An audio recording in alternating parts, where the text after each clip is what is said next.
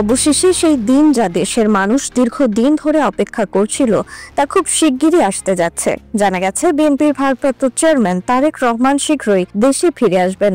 এই প্রত্যাবর্তন শুধু একজন রাজনৈতিক নেতার দেশে ফেরার নয়, বরং এটি বাংলাদেশের রাজনীতিতে নতুন একটি অধ্যায়ের সূচনা হিসেবে বিবেচিত হচ্ছে। তারেক রহমানের দেশে ফেরা নিয়ে কি কোনো আইনি বাধা রয়ে গেছে? অনেকেই মনে করছেন এখনো নিরাপত্তাজনিত চ্যালেঞ্জ থাকতে পারে। কেউ কেউ ভারতীয় গোয়েন্দা সংস্থা রয়ের প্রভাবকেও এ নিয়ে উল্লেখ করেছেন।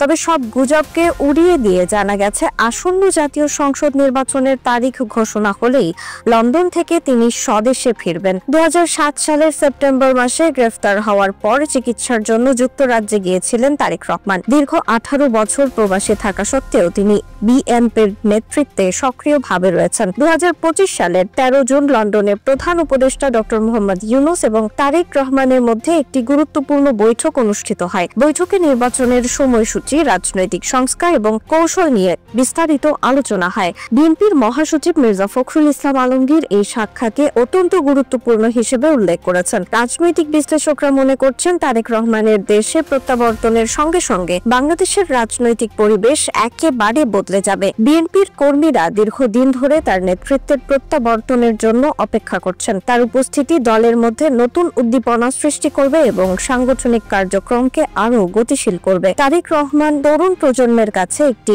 আশার প্রতীক, আর ভিশন 2030 পরিকল্পনা এবং আধুনিক রাজনৈতিক দৃষ্টিভঙ্গি অনেকের কাছে আকর্ষণীয়। দুর্নীতিমুক্ত, গণতান্ত্রিক এবং প্রযুক্তি নির্ভর বাংলাদেশ গড়ায় তার পরিকল্পনা ব্যাপক সমর্থন পেয়েছে। আন্তর্জাতিক পর্যায়ে বাংলাদেশের গণতন্ত্র ও মানবাধিকার লঙ্ঘনের বিষয়গুলো তুলে ধরায় তার কূটনৈতিক তৎপরতা দেশের আন্দোলনকে বৈশ্বিক মানচিত্রে পরিচিত করেছে।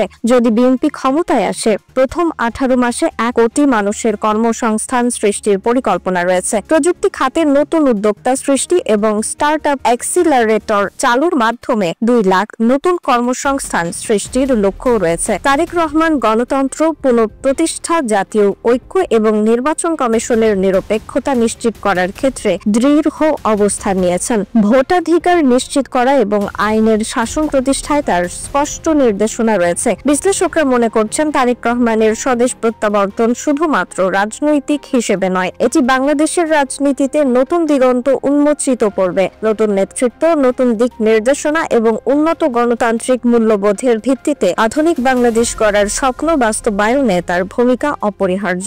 অবশেষে দীর্ঘ প্রতীক্ষিত সেই দিন আসছে যখন তারেক রহমান দেশে ফিরে বাংলাদেশের রাজনৈতিক মানচিত্রে নতুন অধ্যায় রচনা করবেন। রিফাত আরা ইসলাম, দ্য পলিটিক্স টুডে।